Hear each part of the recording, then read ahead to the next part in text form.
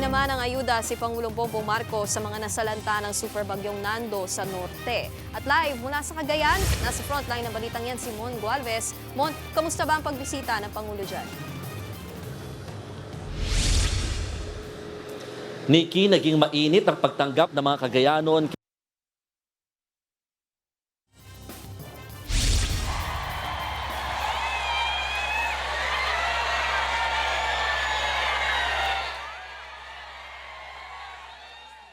Cagayan, dumagsa ang mga pamilyang galing sa mga bayan ng Gonzaga at Santa Ana na labis na naapektuhan ng Super Typhoon Nando. Pati na ang ilang magsasakang umaaray matapos mapadapa ng Super Typhoon ang kanilang mga pananim. Mahigit 2,500 pamilya naman ang nakatanggap ng ayuda mula sa pamahalaan. Kasama riyan ang family food packs at 10,000 pisong financial assistance. Habang namahagi rin sina PBBM ng mga fertilizer at mga binhi ng palay, mais at mga gulay para sa mahigit 4,000 magsasaka. Meron ding 7,000 pesos cash assistance sa ilalim naman ng Rice Competitiveness Enhancement Fund Program ng Department of Agriculture. Kasama ni PBBM ang mga kalihim ng Department of Agriculture, DSWD, DepEd at DPWH.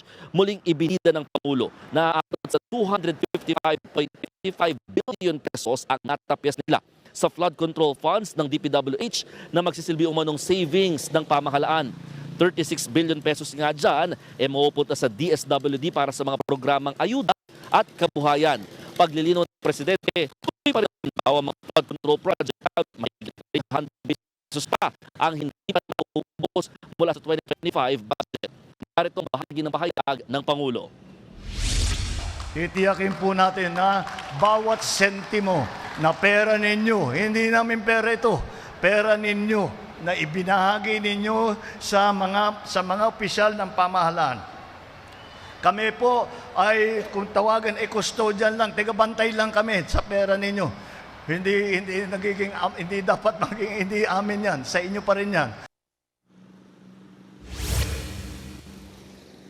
Nikki, isa rin sa mga sinabi ng Pangulo at ipinangako dito sa probinsya ng Cagayan na pagpapatayo raw ng Rice Processing Center na kinakailangan daw ng probinsya ayon sa kanilang gobernador. Binisita rin ng Pangulo ang isang ospital dito sa bayan ng Gonzaga at isang paaralan naman sa bayan ng Santa Ana.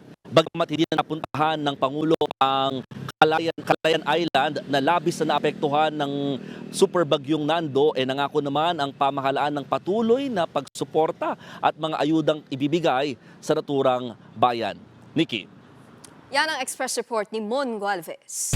Mga kapatid, Nikki de Guzman po. Para sa pasada ng mga rumaratsyadang balita, mag-follow at mag-subscribe na sa social media pages ng News 5.